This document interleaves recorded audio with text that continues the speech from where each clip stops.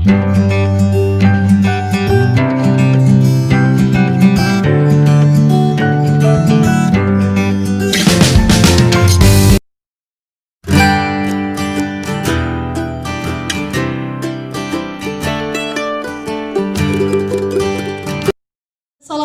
warahmatullahi wabarakatuh. Saya Adinda Siti Lama Sirait dari jurusan PPKN. MPM saya 1913144001.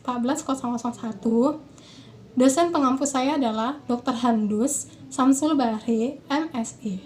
Saya mahasiswi dari Universitas Muslim Nusantara Al-Wasliyah Medan. Baik, selanjutnya saya akan menjelaskan materi yang berjudul pengertian negara, hakikat dan tujuan negara, unsur-unsur negara, proses terbentuknya negara, dan mengkritisi azas kewarganegaraan. Baik, penjelasan pertama tentang pengertian negara. Negara adalah suatu organisasi yang berada dalam suatu wilayah tertentu, yang di dalamnya terdapat rakyat dan pemerintahan yang sah. 2. Hakikat dan tujuan negara. Hakikat NKRI adalah sebuah bangsa yang terbentuk karena adanya semangat nasionalisme dan kebangsaan untuk membangun masyarakat di bawah kekuasaan suatu negara, yaitu NKRI. Tujuan NKRI terdapat dalam pembukaan UUD 1945 pada alinea keempat, yaitu melindungi segenap bangsa Indonesia dan seluruh tumpah darah Indonesia, memajukan kesejahteraan umum, mencerdaskan kehidupan bangsa, dan ikut melaksanakan ketertiban bangsa. 3. Unsur-unsur negara. 1. Rakyat. Rakyat adalah semua orang yang mendiami wilayah suatu negara. 2. Wilayah. Wilayah merupakan tempat tinggal rakyat di suatu negara dan merupakan tempat menyelenggarakan pemerintahan yang sah. 3. Pemerintahan yang sah. Pemerintahan yang sah dan berdaulat adalah pemerintahan yang dibentuk oleh rakyat dan mempunyai kekuasaan tertinggi. Pemerintahan yang sah juga dihormati dan ditaati oleh seluruh rakyat dan pemerintahan negara lain.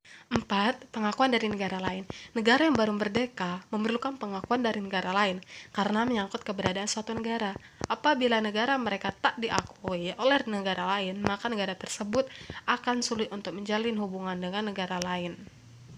Pengakuan dari negara lain yang terdiri dari 2, yaitu 1. De facto. Artinya pengakuan tentang kenyataan adanya suatu negara merdeka. Pengakuan seperti ini belum bersifat resmi. Kedua, pengakuan de jure. Arti pengakuan secara resmi berdasarkan hukum oleh negara lain, sehingga terjadi hubungan ekonomi, sosial, budaya, dan diplomatik. 4. Menganalisa sejarah terbentuknya NKRI. 1. Tanggal 29 April 1945. BPUPKI atau Dokuritsu Zumi Kosakai yang didirikan oleh pemerintah Jepang yang beranggotakan 63 orang. 2. Tanggal 6 Agustus 1945. Sebuah bom atom meledak di kota Hiroshima, Jepang. Pada saat itu padahal Jepang sedang menjajah Indonesia. 3. Tanggal 7 Agustus 1945. BPUPKI kemudian berganti menjadi PPKI atau Dokuritsu Jumbi Inkai. 4. Tanggal 9 Agustus 1945. Bom atom kedua kembali dijatuhkan di kota Nagasaki yang membuat negara Jepang menyerah kepada Amerika Serikat. Momen ini dimanfaatkan Indonesia untuk memproklamasikan kemerdekaannya. 5. Tanggal 10 Agustus 45. Sultan Syahrir mendengar lewat radio bahwa Jepang telah menyerah kepada sekutu yang membuat para pejuang Indonesia semakin mempersiapkan kemerdekaannya. Saat kembalinya Soekarno dari Dalat, Sultan Syahrir mendesak kemerdekaan Indonesia.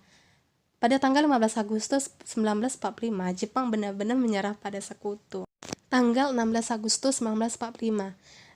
Pada dini hari, para pemuda membawa Soekarno beserta keluarga dan Hatta ke Rengas Dengklok dengan tujuan agar Soekarno dan Hatta tidak terpengaruh oleh Jepang.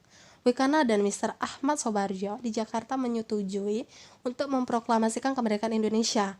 Oleh karena itu, diutuslah Yusuf Kunto menjemput Soekarno dan keluarga dan juga Hatta. Soekarno dan Hatta kembali ke Jakarta. Awalnya ia dibawa ke rumah Nishimura, baru kemudian dibawa ke rumah Laksamana Maeda untuk membuat konsep kemerdekaan. Teks proklamasi pun disusun pada dini hari yang diketik oleh Sayuti Malik.